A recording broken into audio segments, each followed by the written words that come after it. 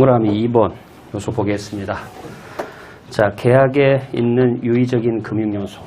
우리 이제 선수금하고 장기 할부 판매를 말합니다. 자, 그래서 이자 효과 다 고려해야 된다는 뜻인데요. 자, 원칙 보세요. 유의적인 금융 요소라고 해서 유의적인. 자, 화폐 시간 가치가 미치는 영향을 반영해서 약속한 대가를 조정한다. 그럼 화폐 시간 가치니까 현재 가치나 미래 가치로 계산한다는 뜻이에요. 금융 요소가 유의적이면. 그래서 현금 판매 가격으로 수익을 인식하기 위함이다. 그러니까 현금 판매 가격이라고 쓰고 또 다른 표현으로는 현금 가격 상당액이라고 하고 또 다른 표현은 현재 가치라고 하죠. 그렇죠. 수익은 뭐로 계산한다? 현재 가치로. 이런 얘기예요. 유의적인 금융 요소가 있을 때는. 자, 그렇게 돼 있고. 자, 그 다음에 할인율 보세요. 밑에. 금융 요소가 유의적 이런 건 필요 없고요. 할인율. 자, 그래서 기업과 고객이 별도 금융거래로 한다면 반영하게 될 이자리고, 자, 그래서 현금 결제 가격으로 명목 금액을 할인하는 이자리다. 이걸 이제 우리는 뭐야? 유효 이자율, 내재 이자율 이런 얘기 했었죠? 자, 그 옆에 보세요. 할인율은 언제 걸로 계속 사용하냐면 계약의 개시 시점에. 할인율은 사후적으로 수정하는 게 아니다. 그렇죠?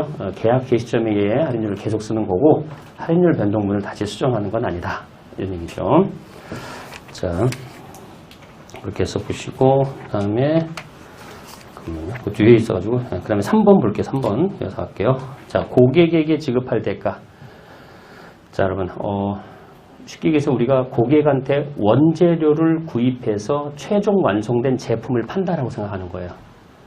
그죠? 고객에게는 꼭 내가 파는 것만 있는 게 아니라 반대로 고객한테 원재료 같은 걸 구입해서 내가 완성시켜서 제품을 팔 수도 있죠.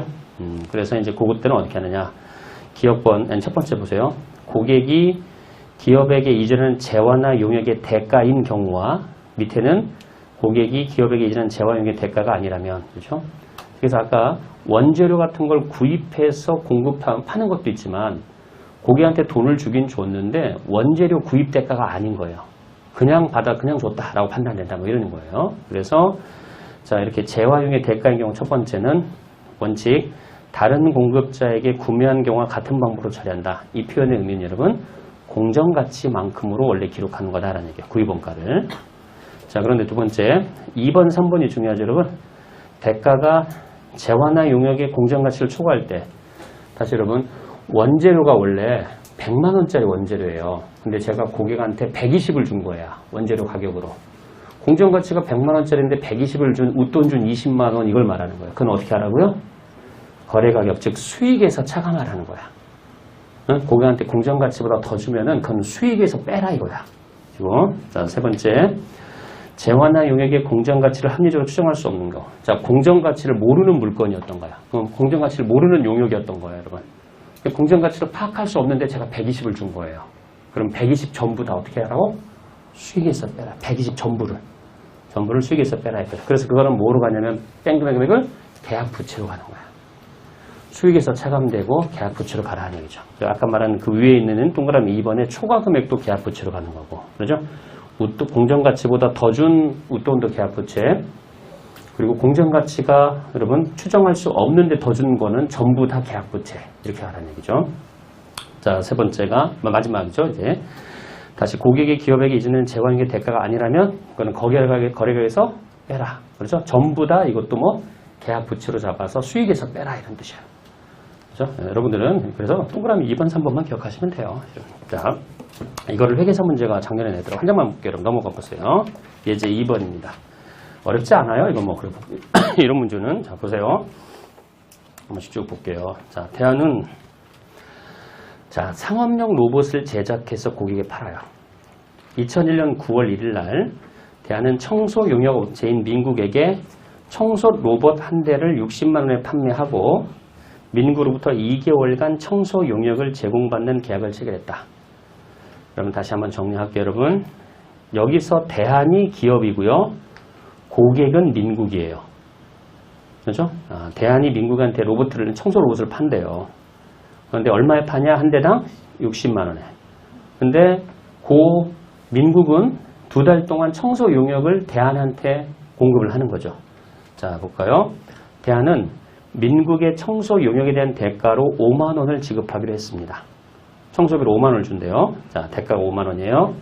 대안은 2001년 10월 1일 날 청소 로봇 한 대를 민국에게 인도하고 현금 60만 원을 수취했고 팔았으니까 민국으로부터 2001년 10월 1일부터 2달 동안 청소 용역을 제공받았고 현금 5만 원을 지급했어.